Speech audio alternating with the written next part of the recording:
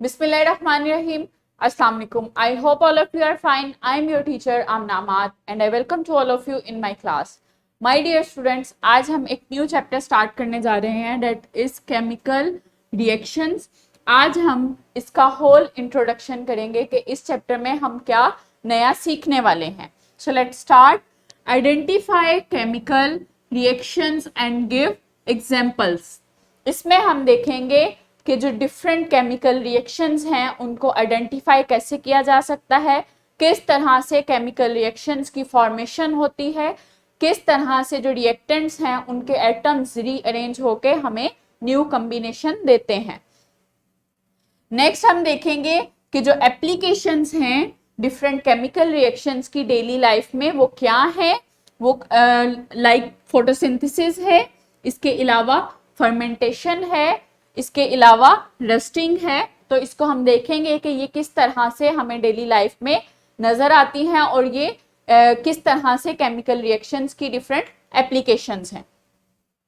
Next is define the law of conservation of mass and demonstrate the law with an experiment. Next हम देखेंगे कि जो law of conservation of mass है कि जो chemical reactions में रिएक्टेंट्स और प्रोडक्ट्स जो हैं वो आपस में उनका वेट बैलेंस रहता है, उनमें ना तो किसी भी सूरत में मास गेन होता है ना ही लूज होता है. सिर्फ रिएक्टेंट्स में एटम्स की रीअरेंजमेंट होती है और हमें प्रोडक्ट साइड पे न्यू कॉम्बिनेशंस मिल जाते हैं. सो कोई भी वेट जो है वो ना तो लूज होता है और ना ही गेन होता है. ये हम law of mass of conservation में देखेंगे with the help of an experiment. Next is write and balance chemical equation. Next हम देखेंगे कि किस तरह से डिफरेंट केमिकल रिएक्शन जो हैं उनकी हम केमिकल इक्वेशंस किस तरह से लिखते हैं और उन केमिकल इक्वेशंस को हम किस तरह से बैलेंस आउट कर सकते हैं.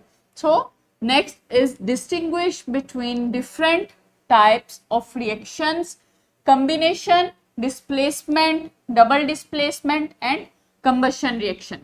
Next हम different types of reactions देखेंगे, किस तरह से combination reaction जो है take place होता है, किस तरह से reactant हमें एक single product देते हैं by combining both reactant और उनकी जो एटम्स हैं वो कंबाइन करते हैं एक दूसरे के साथ, उनमें रीअरेंजमेंट होती है और हमें एक न्यू कॉम्बिनेशन मिल जाता है.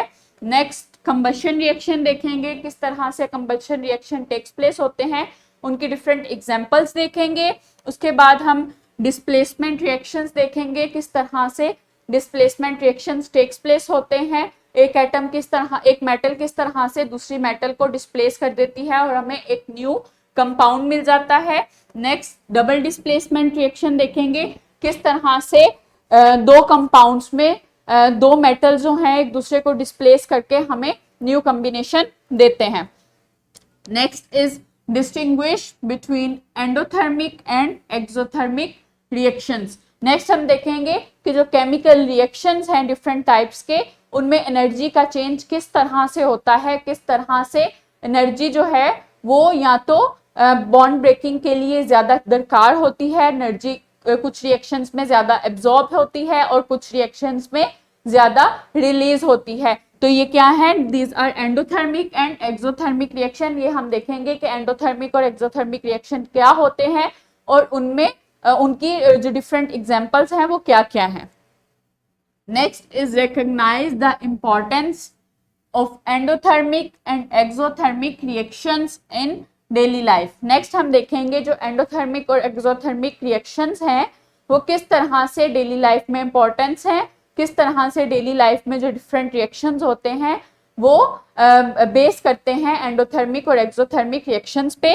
Like in the example of digestion, किस तरह से डाइजेशन का रिएक्शन जो है उसमें एनर्जी चेंज होती है. इसके अलावा जो फोटोसिंथेसिस का रिएक्शन है उसमें किस तरह से एनर्जी चेंज आता है. सो ये हम इस एसएलओ में देखेंगे.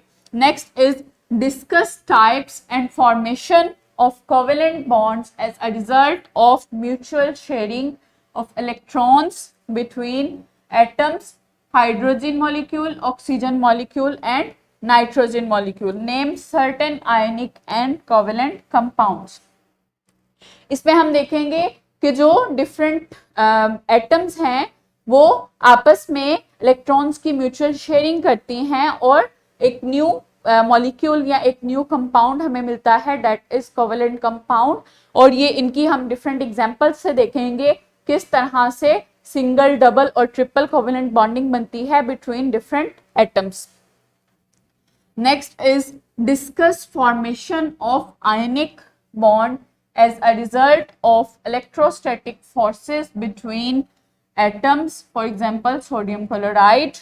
Name certain ionic and covalent compounds. इसमें हम देखेंगे कि किस तरह से एक एटम डोनेट करता है इलेक्ट्रॉन और दूसरा एटम्स को एक्सेप्ट करता है और दोनों पे ऑपोजिटली चार्ज आते हैं, उनके दरमियान कौन सी फोर्स लाई करती है और किस तरह से उस फोर्स की मदद से उनके दरमियान बॉन्डिंग बनती है, किस तरह से आयनिक बॉन्डिंग की फॉर्मेशन होती है और आयनिक कंपाउंड जो हैं बनते हैं। Next is draw dot and cross structures showing formation of ionic compounds and covalent compounds.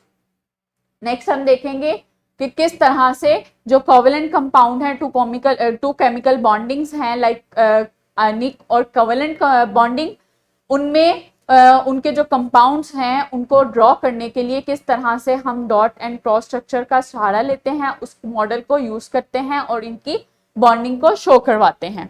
Next is design a car that can solely powered by a chemical reaction and can travel.